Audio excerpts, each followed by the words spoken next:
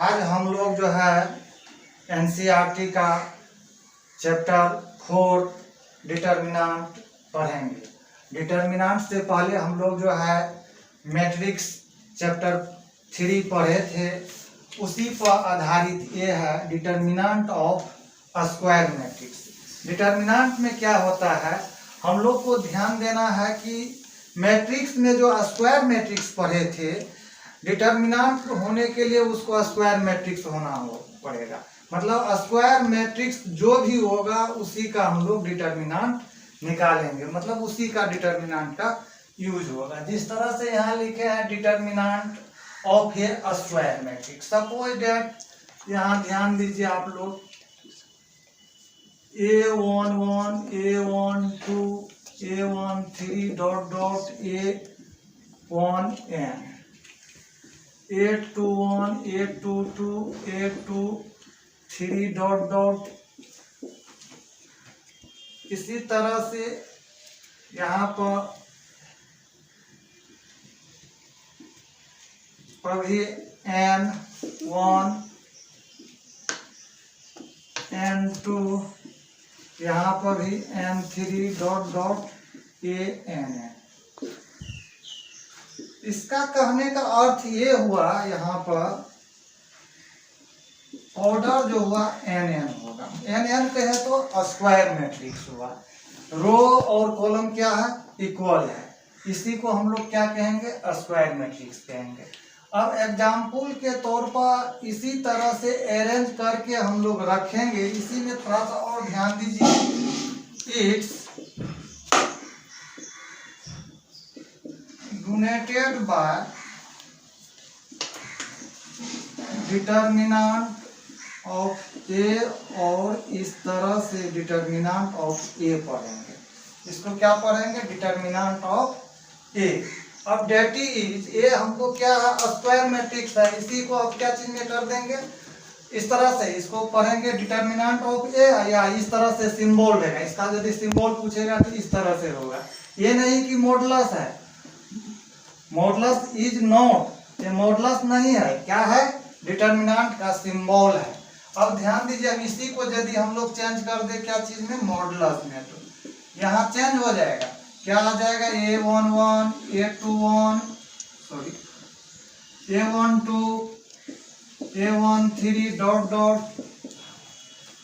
A21 A22 A23 dot dot 2n dot dot AN1 AN2 AN3 dot dot ANN।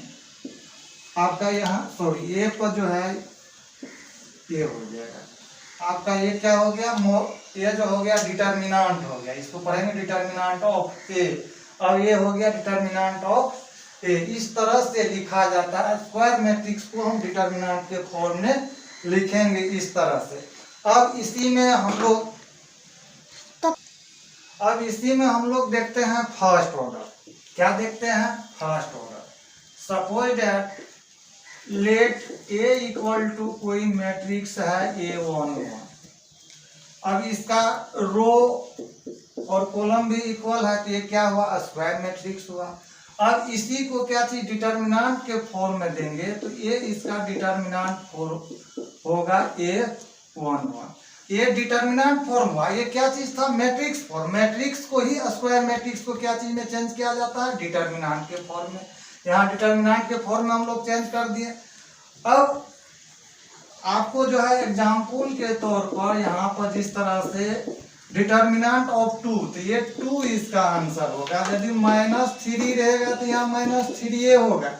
ये नहीं कि आप लोग यहाँ मॉडुलस लगा दीजिएगा, क्योंकि ऑर्डर 1 है, ये मॉडुलस नहीं है, ये डिटर्मिनेंट का साइन है, ये ध्यान दीजिएगा। ये नहीं कि यहाँ +3 कर दीजिएगा, यहाँ क्या होगा, -3 ही होगा। अब हम लोग देखते हैं सेकेंड ऑर्डर। सेकेंड ऑर्डर की यदि बात करें तो यहाँ भी हम लोग कंसीडर करते हैं late A equal to A11 A12 A21 A22। आप ही बताइए, स्क्वायर मैट्रिक्स है, अब यहाँ ध्यान दीजिए 2 ऑर्डर, सेकंड ऑर्डर भी हो गया। इसी को डिटर्मिनेंट के फॉर्म में हम लोग लिखेंगे A11, A12, A21, A22। ये क्या चीज का फॉर्म हो गया? डिटर्मिनेंट का फॉर्म हो गया। इसको अब हम लोग जो है सॉल्व जो करते हैं किस तरह से, क्रॉस मल्टीप्लीकेशन इस तरह से करते हैं। ये ध्यान दीजिए, पहले ये उसके बाद ये स्टेप उठाते हैं। इसका सॉल्व करने का जो तरीका है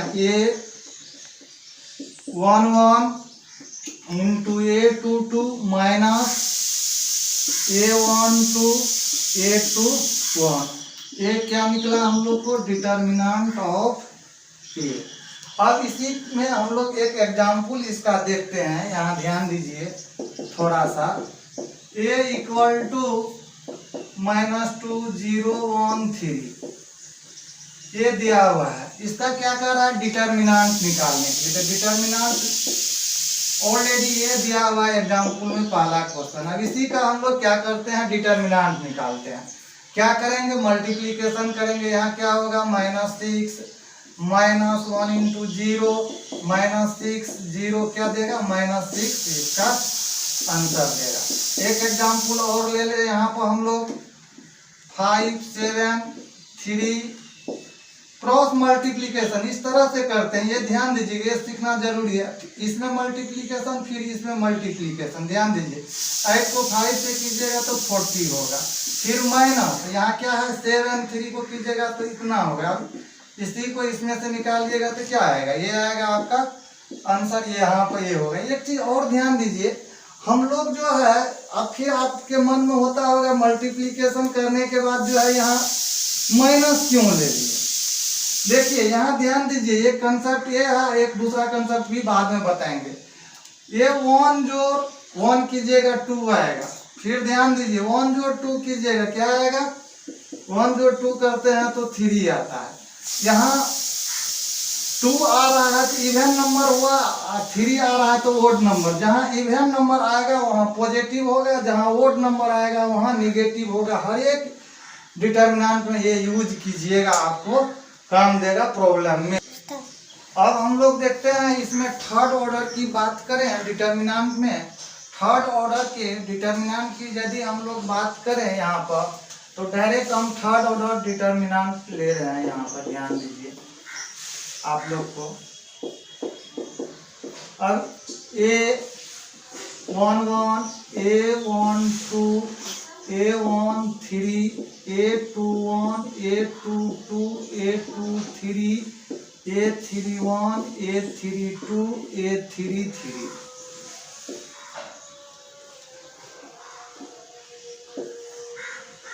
अब हम लोग ध्यान देते हैं ये कितना ऑर्डर का है? थर्ड ऑर्डर का है। थर्ड ऑर्डर का है तो थर्ड ऑर्डर में हम लोग इसका डिटर्मिनेंट सॉल्व करेंगे। कैसे सॉल्व करेंगे ये ध्यान दीजिए। हम जो बताने के लिए जा रहे हैं उस पर ध्यान से देखिएगा। इसमें होता क्या है? थर्ड ऑर्डर को हम लोग को चेंज करना पड़ेगा सेकेंड ऑर्डर में।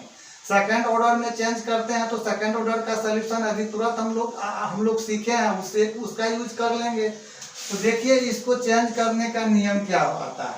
यहाँ पर ध्यान दीजिए A1, अब यहीं पर इसका ध्यान दीजिए A1 1 है। A1 का अर्थ है फर्स्ट रो।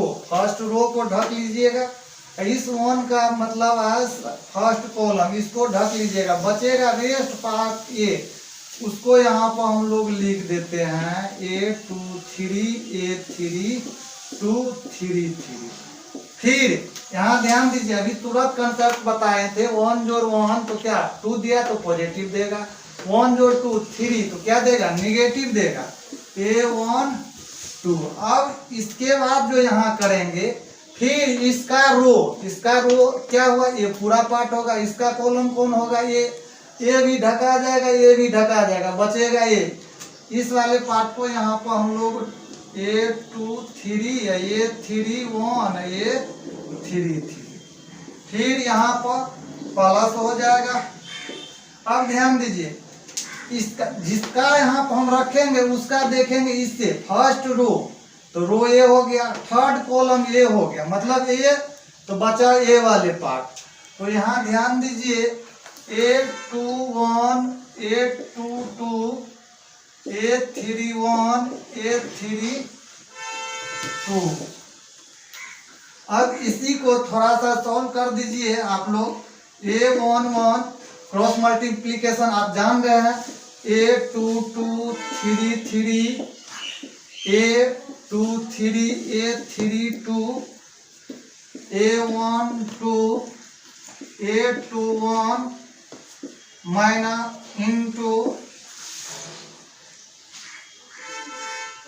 1 मिनट यहाँ पर हम लोग जो है एक डिजिट छूट रहा है। ये जो टर्म लिए थे इसको ढके, फिर इसको ढके, यहाँ पर भी 3 होगा, A33 minus A23 A31 A13, इसको हम लोग यहाँ लिख लें, A13 into A21 A32 minus A22 A31। यही हम लोग का क्या हुआ, डिटर्मिनेंट का थर्ड ऑर्डर का। अब हम लोग यहाँ पर देखते हैं, इसको सॉल्व करके देखिए। थोड़ा सा एक चीज इसमें और टेक्निकल है, ये भी जान लीजिए, आप लोग को काम देगा। यहाँ ध्यान दीजिए, यहाँ पॉजिटिव, यहाँ निगेटिव, यहाँ पॉजिटिव, फिर यहाँ निगेटिव, फिर पॉजिटिव, फिर निगेटिव, फिर पॉजिटिव, फिर निगेटिव, फिर पॉजिटिव। ये ध्यान दीजिए, देखिए 3 to 5 और निगेटिव, ये ध्यान दीजिए, इसी पर आधारित है। यहीं पर चेक कीजिए, A21 तो निगेटिव दिया, A23 5 देगा जिसके कारण निगेटिव, पॉजिटिव, यहाँ भी पॉजिटिव, A31 4 क्या इवन नंबर। ये चीज को ध्यान दीजिएगा। इसी पर इसका सोल्यूशन देखिए, सोल्यूशन अभी जो निकाले हम फर्स्ट रो से चले, आप सोल्यूशन सेकंड रो से भी बनाइएगा, इस प्रोसेस से तो बनेगा, इससे भी बनाइएगा तो वही डिटर्मिनेंट वैल्यू आएगा, या इससे भी केवल सॉल्व कीजिएगा तो डिटर्मिनेंट वैल्यू में चेंज नहीं आएगा, इससे भी सॉल्व कीजिएगा डिटर्मिनेंट वैल्यू में चेंज नहीं आएगा, इससे भी कीजिएगा तो डिटर्मिनेंट वैल्यू में चेंज नहीं आएगा। इसका एग्जाम्पल हम लोग एक देखें थोड़ा सा। इसका डिटर्मिनेंट निकालने के लिए 2 3 4 1 4 0 2 3 4। अब इसका हम लोग थोड़ा सा डिटर्मिनेंट निकालते हैं। निकालने के लिए क्या रूल है, तो ये ध्यान दीजिए, इसको निकालने के लिए यहाँ पर यदि हम 2 ले रहे हैं तो इसको ढकेंगे, फिर इसको ढकेंगे, बचा क्या 4 0 3 4। देखिए ढकने के बाद यही बच रहा, आप लोग को दिखाई दे रहा होगा। इसको लिख लिए, उसके बाद ये वाले टर्म क्या देता है, निगेटिव, यहाँ लगा देंगे 3, फिर इसको ढकिए, इसको ढकिए, बचा हुआ रेस्ट पार्ट ये है 1 0 2 4। देखिए ढकने के बाद 1 2 0 4 दिखाई दे रहा होगा, फिर यहाँ पर 4, फिर 4 है, ये रो एक कॉलम को ढक लीजिए, आप लोग को दिखाई दे रहा होगा 1 4 2 3। अब इसी को हम लोग क्या करेंगे, सॉल्व करेंगे। 16 0 हो जाएगा, 3 4 0 हो जाएगा, 4 फिर मल्टीप्लाई कीजिएगा 3। अब ध्यान दीजिए, यहाँ क्या हो जाएगा 32, यहाँ क्या हो जाएगा आपका 12, और फिर यहाँ ध्यान दीजिए -5, अब ये जोड़िएगा तो 32 - 32, इसका रिजल्ट क्या आया 0। मान लेते हैं यहाँ 0 आया, किसी और का किसी जगह जो है 0 नहीं आएगा, आंसर क्या होगा, इसका डिटर्मिनेंट वैल्यू 0। आप लोग सीख गए, निकालने का यही प्रोसेस है। क्या करेंगे, थर्ड ऑर्डर को पहले सेकंड ऑर्डर में चेंज कर लेंगे, और सेकंड ऑर्डर का ये नियम है, आप जान रहे हैं, इस तरह से बना लीजिएगा डिटर्मिनेंट वैल्यू। फिर किसी का इच्छा हुआ सर इससे ना हम इससे बनाए, इससे भी बनाइएगा तो रिजल्ट यही आएगा, या इससे कॉलम से भी बनाइएगा तो रिजल्ट यही आएगा, या इससे बनाइए, किसी से भी बनाइए, रिजल्ट यही आएगा। अब हम लोग बात करते हैं properties of determinant. Properties of determinant में क्या होता है वो देखते हैं। प्रॉपर्टीज ऑफ डिटर्मिनेंट भी समझना जरूरी है। जब डिटर्मिनेंट सॉल्व करेंगे उसमें प्रॉपर्टीज का हम लोग यूज करते हैं, और प्रॉपर्टीज का प्रॉब्लम रहता है। तो पहला प्रॉपर्टीज ये होता है कहने का, प्रत्येक रो को कॉलम में चेंज करते हैं या प्रत्येक कॉलम को रो में चेंज करेंगे तो डिटर्मिनेंट वैल्यू में चेंजिंग नहीं आएगा, मतलब डिटर्मिनेंट वैल्यू में कोई चेंज नहीं है आएगा। कहने का अर्थ ये हुआ। अब हम लोग एक एग्जाम्पल लेकर देखते हैं क्या होता है। डेल्टा इक्वल टू 1 2 3 2 3 4 उसके बाद 0 1 5। अब इसको पहले हम लोग क्या करते हैं, सॉल्व करके देखते हैं। पहले क्या करते हैं, सॉल्व करने के लिए हम लोग जानते हैं फटफट सॉल्व करते हैं। 1 को ढक लेंगे ऐसे करके, यहाँ पर क्या आ जाएगा 3 4 1 5। फिर यहाँ -2 इसका रो इसका कॉलम ढकिए 2 4 0 5। फिर 3 +3 रखेंगे, फिर इसका रो कॉलम को ढकिएगा 2 3 0 1। इस तरह से इसको यदि हम लोग सॉल्व करते हैं तो यहाँ आता है कितना 15 आएगा। फिर -4 -2 10 आएगा, 0 आएगा, 3 आएगा, 2 आएगा, 0 आएगा। फिर यहाँ 11 देगा, यहाँ आप लोग को जो है 20 देगा, यहाँ 6 देगा। हाँ, अब उसके बाद जो है आपका ऑल ओवर यहाँ टोटल जो है प्लस में आ जाएगा 17 माइनस ऑल ओवर ये जो है निगेटिव -3 दिया था। चलिए अब हम लोग इसमें देखते हैं ये -3 आया है। अब इसका क्या करते हैं, प्रत्येक रो को कॉलम में चेंज कर देते हैं। करने के बाद उसको सॉल्व करेंगे तो उसका भी वैल्यू यदि -3 आ गया तो इसको सेटिस्फाई कर दिया। तो इसीलिए यहाँ तो हम लोग अब देखते हैं देन क्या करते हैं डेल्टा डैश, मतलब क्या करते हैं ये रो है 1 2 3, ये रो को 2 3 4 0 1 5। अब एक क्या किया हम लोग चेंज कर दिए। यहाँ चेंज करने के बाद अब देखते हैं इसका वैल्यू क्या आता है 1। चलिए ढक लेंगे 3 1 4 5। फिर -2 ढक लीजिए 2 3 1 5 +0 0 वाले टर्म लीजिएगा 2 3 3 4। ये 0 वाले टर्म लिखिएगा नहीं आप लोग, हम समझाने के लिए ले लिए हैं क्योंकि 0 से मल्टीप्लिकेशन करते हैं 0 ही आता है। और फिर 1 से यहाँ क्या हो जाएगा 15 -4। फिर यहाँ 2 10 -3 ये ऑल ओवर 0। यहाँ 11 कीजिए 2 × 7 11 -14 = -3। अब यहाँ हम लोग ध्यान देते हैं, देखिए दोनों का वैल्यू क्या है, इक्वल आया है। इसका मतलब पहला प्रॉपर्टी आप लोग समझ गए हैं क्या, प्रत्येक रो को कॉलम में चेंज करेंगे तो उसका वैल्यू जो डिटर्मिनेंट वैल्यू आएगा उसमें चेंजिंग नहीं होगा, या प्रत्येक कॉलम को रो में भी चेंज करेंगे तब भी वैल्यू डिटर्मिनेंट वैल्यू सेम आएगा। आप लोग ये प्रॉपर्टी समझ गए होंगे। अब यहाँ पर हम लोग देखते हैं प्रॉपर्टीज 2। प्रॉपर्टीज 2 में ध्यान दीजिए, हम लोग यहाँ लिखे हुए हैं, लिखा हुआ है जो भी वो पढ़िए आप लोग, हम समझा रहे हैं समझिए, ध्यान दीजिए। इसमें क्या होता है प्रॉपर्टीज 2 जो कहता है वो ध्यान दीजिए। इसमें क्या कहता है, एनी 2 रो और 2 कॉलम, मतलब 2 रो को यदि आपस में इंटरचेंज करेंगे तब उसका डिटर्मिनेंट वैल्यू सेम रहेगा, बल्कि उसका जो साइन में चेंजिंग आएगा। डिटर्मिनेंट वैल्यू क्या रहेगा, सेम होगा और साइन में चेंजिंग आएगा।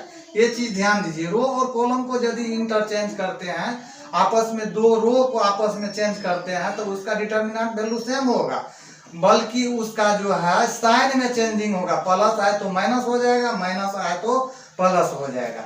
सो बोर्ड पर दिया हुआ एग्जाम्पल, ये एग्जाम्पल फर्स्ट में भी दिए थे, आप लोग सॉल्व किए थे, हम भी सॉल्व किए थे। इसका रिजल्ट क्या आया था, 3 आया था।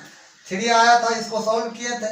अब इसका प्रॉपर्टीज पर लागू करते हैं। क्या करता है 2 रो आपस में, हम जो है ए 2 रो, कोई 2 को मतलब 2 ये लीजिएगा, या कॉलम में लीजिएगा तो कॉलम में 2 लीजिए, ये लीजिए ये लीजिए या ये लीजिए, कोई 2।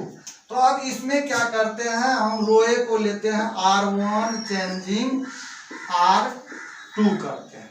तो ये चेंज यदि आएगा प्रॉपर्टीज कर रहा है आपका ये चेंज करने के लिए। तो ये ध्यान दीजिए, यहाँ क्या आ जाएगा 2 3 4, यहाँ आ जाएगा 1 2 3, यहाँ 0 1 5। अब इसका सॉल्व करके हम लोग चेक करते हैं वैल्यू सही में चेंज आता है इसका साइन, वैल्यू सेम रहेगा। देखते हैं 2, इसको इस तरह से ढक लीजिए, 2 3 1 5, फिर यहाँ -3 का रो ए हुआ, इसका कॉलम ए हुआ, इस तरह से ढक लीजिए 1 0 3 5, फिर +4, इसको इसका रो ये हो गया, इसका कॉलम बचा ये पार्ट 1 2 0 1। अब इसको सॉल्व करते हैं 2 10 -3 5 -0 4 1 -0, यहाँ पर 7 होगा, 7 से कीजिएगा तो 14, यहाँ 15, यहाँ 1। तो हम लोग का रिजल्ट जो दे रहा है, अब ये ध्यान दीजिए, एक जगह यहाँ हम लोग मिस्टेक किए, यहाँ पर 4 भी है 1 ये, तो कितना जाएगा अब ध्यान दीजिए, आप लोग का हो जाएगा 18 -15, क्या दिया 3। अब गौर से ध्यान दीजिए, पहला रिजल्ट आप लोग का था -3, यहाँ क्या दिया +3। चेंजिंग क्या चीज आया, केवल साइन में, निगेटिव से क्या हो गया पॉजिटिव, और पॉजिटिव से निगेटिव होगा, बल्कि वैल्यू सेम रहेगा। इस प्रॉपर्टीज में यही कर रहा था। हम लोग अब प्रॉपर्टीज जो है थर्ड पढ़ेंगे, 2 प्रॉपर्टीज पढ़ चुके हैं, थर्ड प्रॉपर्टीज में क्या है ये ध्यान दीजिए। थर्ड प्रॉपर्टीज बहुत इजी है, समझिए। इसमें होता है क्या, 2 रो आपस में जब इक्वल हो तब उस कंडीशन में डिटर्मिनेंट वैल्यू 0 आएगा। ये प्रॉपर्टी यूज कीजिएगा प्रॉब्लम बनाने वक्त, तभी जो है आपको दो रो जहां देखिएगा इक्वल है वहां पर क्या कीजिएगा, डायरेक्ट सॉल्व नहीं कीजिएगा, डिटर्मिनेंट वैल्यू 0 कर दीजिएगा। या 2 कॉलम ही आपस में इक्वल में क्या हो, 2 कॉलम भी यदि बराबर होगा या इक्वल होगा, उस कंडीशन में सेम एलिमेंट होगा। इक्वल कहने का मतलब क्या, 2 रो का एलिमेंट जो होगा आपस में सेम होगा, उस कंडीशन में उसका वैल्यू क्या हो जाएगा 0 हो जाएगा। 2 कॉलम का भी जो है एलिमेंट यदि सेम होगा तो उसका वैल्यू क्या हो जाएगा 0 हो जाएगा। एक एग्जांपल हम लोग देखते हैं, इसका क्या होता है। यहाँ पर सपोज जब डेल्टा लेते हैं, क्या लेते हैं, यहाँ पर 1 2 3 ले लिए, यहाँ 2 3 4 ले लिए, 1 2 3 ले लिए। अब इसको हम लोग अभी जो बोले इसको जहाँ ध्यान दीजिए, इसमें इक्वल क्या है हम लोग का, ध्यान दीजिए। यहाँ पर ये R1 है, यहाँ R क्या है 3 है, R1 और इक्वल क्या है R3 है। मतलब दोनों का एलिमेंट इक्वल क्यों लिखे हैं, दोनों का एलिमेंट सेम है, यहाँ भी 1 यहाँ भी 2 2 3 3 इक्वल है, इसलिए। अब इसको सॉल्व करके देखते हैं वैल्यू क्या आता है, आपको समझाने के लिए हम लिखे 1 2 ऑर्डर में चेंज कीजिए, 3 4 2 3 -2, तो यहाँ पर 2 1 4 3 +3, इसको ढकिए 2 3 1 2, यहाँ आप लोग का देगा 1 9 2 6 4 3 4 -3, यहाँ देगा 1, यहाँ 2 4 हो जाएगा, यहाँ 3 हो जाएगा। आप ही ध्यान दीजिए 3 1 4, यहाँ क्या दिया 0। अभी तुरंत हम क्या कहें, इसका वैल्यू जो है इक्वल रहेगा तो क्या आएगा 0 आएगा, डायरेक्ट इसको हम लिखेंगे 0। यही इसका प्रॉपर्टी जो है याद रखिएगा, आपस में यदि इक्वल होगा तो क्या होगा 0 होगा। फोर्थ प्रॉपर्टीज जो है थोड़ा इसमें ध्यान दीजिए। फोर्थ प्रॉपर्टीज पढ़ने से पहले, इससे पहले हम लोग जो है मैट्रिक्स के और थोड़ा सा बढ़ते हैं, वहाँ भी स्केलर मल्टीप्लिकेशन पढ़े थे। वो दिन याद कीजिए, वहाँ हम लोग जो पढ़े थे स्केलर मल्टीप्लिकेशन, उसमें जो किए थे मैट्रिक्स में क्या होता था, टोटल एलिमेंट में मल्टीप्लाई हो जाता था। क्या करते थे, यदि किसी में स्केलर से मल्टीप्लिकेशन करते थे मैट्रिक्स में, तो टोटल एलिमेंट में क्या करते थे मल्टीप्लाई हम लोग कर देते थे। यहाँ डिटर्मिनेंट के जो है फोर्थ प्रॉपर्टीज में वही कर रहा है, यदि कोई स्केलर से मल्टीप्लिकेशन करेंगे तो इसके लिए हम लोग टोटल में नहीं करेंगे, इसके लिए लिखेंगे। यदि R1 में करते हैं तो केवल R1 में ही करेंगे, या R2 में चाहते हैं तो R2 में ही, R3 में तो R3 में, C1 में या C2 में या C3 में अलग अलग मल्टीप्लिकेशन होता है। और इसका रिजल्ट भी ये नहीं कि टोटल में, टोटल करेंगे तो अलग रिजल्ट आएगा, अलग अलग इसमें मल्टीप्लिकेशन करके इसका रिजल्ट आता है। जैसे एग्जांपल के तौर पर हम लोग यदि बात करें, यहाँ पर A1, A2, A3, B1, B2, B3, C1, C2, C3। अब यहीं पर हम लोग यदि मल्टीप्लिकेशन K से करें तो K डेल्टा यहाँ हम लिखेंगे। सवाल ये उठता है कि यहाँ पर हम लोग को ये दिखाना पड़ेगा, जिस तरह से R1 में मल्टीप्लिकेशन के R1 लिखेंगे, मतलब एक इसका अर्थ हुआ क्या, R1 में ही K से मल्टीप्लिकेशन करेंगे। यहीं पर यदि हम R2 लिख दें तो यहाँ पर R2 में ही मल्टीप्लिकेशन K से कर रहे हैं, अप्लाई कर रहे हैं। कहने का अर्थ ये है किसी एक में या किसी एक में मल्टीप्लिकेशन करेंगे, तो किसी एक में मल्टीप्लिकेशन करेंगे तो इसका क्या होगा। अब जिस तरह से हम लोग यहाँ पर R1 में क्या करते हैं, यहाँ ये मल्टीप्लिकेशन के फॉर्मूले ले लेते हैं। देखते हैं इसको सॉल्व करके, ये हम लिए एग्जाम्पल के, ये क्या है, स्केलर है। इसको यदि हम लोग सॉल्व करते हैं तो A1 लेंगे यहाँ पर, उसके बाद फिर जो है इसको चेंज करेंगे, इसको ढकेंगे, इसको ढकिएगा, यहाँ क्या देगा, B2 देगा, यहाँ B3 देगा, यहाँ क्या देगा, C2 देगा, यहाँ C3 देगा। फिर इसी तरह से यहाँ माइनस के A2 लीजिएगा, तो उसके बाद इसको ढकिए, इसको ढकिए, B1, B3, C1, C3। फिर यहाँ पर प्लस के A3 लीजिए, इधर ढकिए, इधर D1, D2, C1, C2। इसके बाद इसमें हम लोग ध्यान देते हैं थोड़ा सा, यदि मल्टीप्लिकेशन कीजिएगा तब मल्टीप्लिकेशन जानते हैं, क्या करते हैं मल्टीप्लिकेशन के। एक चीज ध्यान दीजिए, के यहाँ से वहाँ हम कॉमन, यहाँ भी के है, यहाँ भी के है, तीनों में कॉमन ले लेते हैं। ये पार्ट इस तरह से कर देते हैं, तो यहाँ आया A1, B2,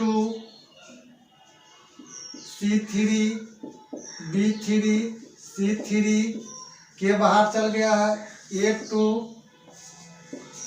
इसको लिखेंगे B1, C3, B3, C1, और यहाँ पर A3, B1, C2, B2, C1। अब ये बताइए, ये जो ऑल ओवर इसका रिजल्ट जो आएगा, इसको हम लोग डिटर्मिनेंट में ये भी लिख सकते हैं, A1, A2, A3, B1, B2, B3, C1, C2, C3। अब ध्यान दीजिए, ऑल ओवर रिजल्ट जो हम लोग का आया, क्या आया, के A1, के A2, के A3, B1, B2, B3, C1, C2, C3। ये आया क्या, के A1, A2, A3, B1, B2, B3, C1, C2, C3। अब इससे ये क्लियर हो गया कि देखिए एक रो में मल्टीप्लिकेशन किए, आया, इसको कॉमन लेकर यहाँ आ गया, मल्टीप्लिकेशन किए, दोनों का रिजल्ट इस तरह से होगा। फिर यदि इसमें भी मल्टीप्लिकेशन करते तो यहाँ डबल के आ जाता, एक के कॉमन लेकर यहाँ के स्क्वायर आ जाता है। इस तरह से ये होता है। इस के को इधर लाइएगा तो क्या हो जाएगा, ऑल ओवर इतना में यदि हम लोग सोचे तो ये के को यदि यहाँ लाते हैं तो 1 बाय क्या हो जाएगा, के कॉमन लीजिएगा, कैंसिल हो जाएगा, इक्वल हो जाएगा, रिजल्ट वही देगा जो हम लोग का आता है। तो ये चीज ध्यान दीजिएगा, किसी मल्टीप्लिकेशन में मल्टीप्लिकेशन 2 से ही कीजिएगा तो प्रत्येक एलिमेंट में न कर दीजिएगा, किसी पर्सनली रो या कॉलम में, या किसी पर्सनली रो या कॉलम से आप जो है कॉमन भी निकाल सकते हैं और डिवाइड भी कर सकते हैं। अब हम लोग प्रॉपर्टीज जो है फिफ्थ पढ़ते हैं। फिफ्थ प्रॉपर्टीज में होता क्या है, थोड़ा सा इसमें ध्यान दीजिए। कोई डिटर्मिनेंट रहेगा, बीच में एडिशन रहेगा, तो एडिशन में उसको सब्ट्रैक्ट करके लिख कर अलग अलग डिटर्मिनेंट वैल्यू निकालेंगे। वही इस प्रॉपर्टीज में हम लोग को करना है। जैसे यहाँ ध्यान दीजिए, एक एग्जाम्पल के तौर पर हम लोग ले A1 alpha A2 beta A3 gamma, यहाँ B1 B2 B3, यहाँ C1 C2 C3। अब इसका यदि हम लोग डिटर्मिनेंट निकालते हैं डायरेक्ट, तो बहुत लेंथी लग रहा है। इसको शॉर्टेस्ट फॉर्म करने के लिए इस प्रॉपर्टीज जो बता रहा है, ये प्रॉपर्टीज जो कर रहा है, वो फॉर्म इसको हम लोग यदि लिखें, इसका प्रॉपर्टीज ये कर रहा है, इस तरह से इसको सॉल्व करने के लिए ये डेल्टा इक्वल टू दिया हुआ है। अब इसको हम लोग लिखेंगे कैसे, ये ध्यान दीजिए आप लोग। हम जो कर रहे हैं, पहले यहाँ पर A1 B1 C1 A1 A2 A3 B1 B2 B3 C1 C2 C3, ये लिख दिए। अब यहाँ ध्यान दीजिए, प्लस है, यहाँ पर हम प्लस लिख देंगे। उसके बाद ध्यान दीजिए, यहाँ पर इस तरह से लिखे, ऐसे लिख दिए। अब ऐसे लिखेंगे, ऐसे ध्यान दीजिए जो में, तो क्या आ जाएगा, alpha B1 C1 beta B2 C2 gamma B3 C3। यही एडिशन हो गया। यही इसी को सब्ट्रैक्ट करके हम मान लेते हैं, इस डिटर्मिनेंट को हम लोग सोल्यूशन करने के लिए जानते हैं, इसको भी सोल्यूशन करने के लिए जानते हैं। दोनों को सोल्यूशन करके उसके बाद ऐड कर देंगे, वही रिजल्ट आएगा। नहीं तो ये बनाने में लेंदी होगा, ये शॉर्टेस्ट फॉर्म हो गया। इस प्रॉपर्टीज में यही कर रहा है। इसमें लिखने का यही ट्रिक है। इस तरह से ये वाले लिख दीजिए, फिर ऐसे फिर ऐसे फिर ऐसे, इस तरह से लिख दीजिए। इसका रिजल्ट यही होगा। ये प्रॉपर्टीज आप लोग का लास्ट प्रॉपर्टीज है। इस प्रॉपर्टीज में हम लोग देखते हैं क्या होता है। इस प्रॉपर्टीज में जो है, जो ऐड मतलब प्लस, सब्ट्रैक्शन, उसके बाद मल्टीप्लाई, ये टोटल चीज कीजिएगा डिटर्मिनेंट में, प्रत्येक रो प्रत्येक कॉलम में, तो कोई फर्क नहीं पड़ेगा। इसी से आप लोग का रिजल्ट आएगा। एग्जाम्पल हम देते हैं, यहाँ ध्यान दीजिए आप लोग। A1 A2 A3 B1 B2 B3 C1 C2 C3। अब यहाँ ध्यान दीजिए, हम चेंज करना चाहते हैं किसको, इसको मल्टीप्लाई करके इसमें जोड़ कर लिखने के लिए। तो इसका टर्म कंडीशन क्या होगा, यहाँ लिखेंगे R1 सपोज। फिर R1 में जोड़ना चाहते हैं, किससे मल्टीप्लाई, कोई स्केलर मतलब के रख लीजिए यहाँ पर। किस में ध्यान दीजिए, ये है क्या, R3 है, ये मेरा के है, ध्यान दीजिएगा। अब क्या किए हम, ये ध्यान दीजिए बोर्ड पर। R1 A1 है, मल्टीप्लाई के किसके साथ, के C1 हो जाएगा। अब उसके बाद रेस्ट 10 का 10 B1 C1, फिर A2 के इसमें जोड़िएगा C2 B2 C2, फिर यहाँ A3 मल्टीप्लाई के से, के C3 B3 C3। अब ये डिटर्मिनेंट हुआ। ये चीज करने के लिए आप इसमें के आप कहते नहीं सर हम इसमें भी आप कर सकते थे, इसमें भी कर सकते थे, कॉलम में भी कर सकते थे, आपकी इच्छा, कोई फर्क नहीं पड़ेगा रिजल्ट में। तो ये ध्यान देना है, ये अप्लाई लिखना पड़ता है। जिस तरह से इससे पहले जो है ट्रांसफॉर्मेशन मैट्रिक्स यूज करके फाइंड इनवर्स करते थे, वहाँ करते थे, इसी तरह से यहाँ पर जोड़ घटाओ मल्टीप्लिकेशन किया जाएगा। मल्टीप्लिकेशन इससे पहले तो हम लोग देख चुके हैं, मल्टीप्लिकेशन देखें तो डिवीजन भी हो ही जाएगा। तो इतना चीज कर सकते हैं। तो अब देखते हैं इसको सेपरेट यदि हम लोग करते हैं तो कीजिए, अभी तुरंत पढ़े हैं। Fifth properties A2 B2 C2 A3 B3 C3। अब इसी को आप लोग लिखिए K C1 B1 C1 K C2 B2 C2 K C3 B3 C3। और फिर यहाँ से के क्या कर सकते हैं हम लोग, कॉमन ले लेंगे। या सेपरेट कर लिए तब इसका सोल्यूशन निकालिएगा तो इजी वे में सोल्यूशन हो जाएगा।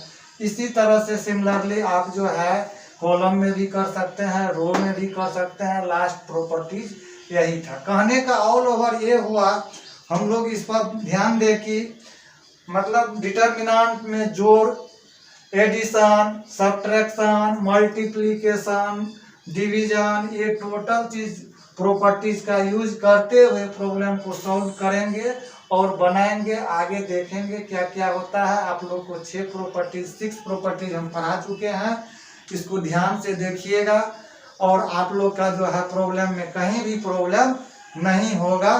Thank you.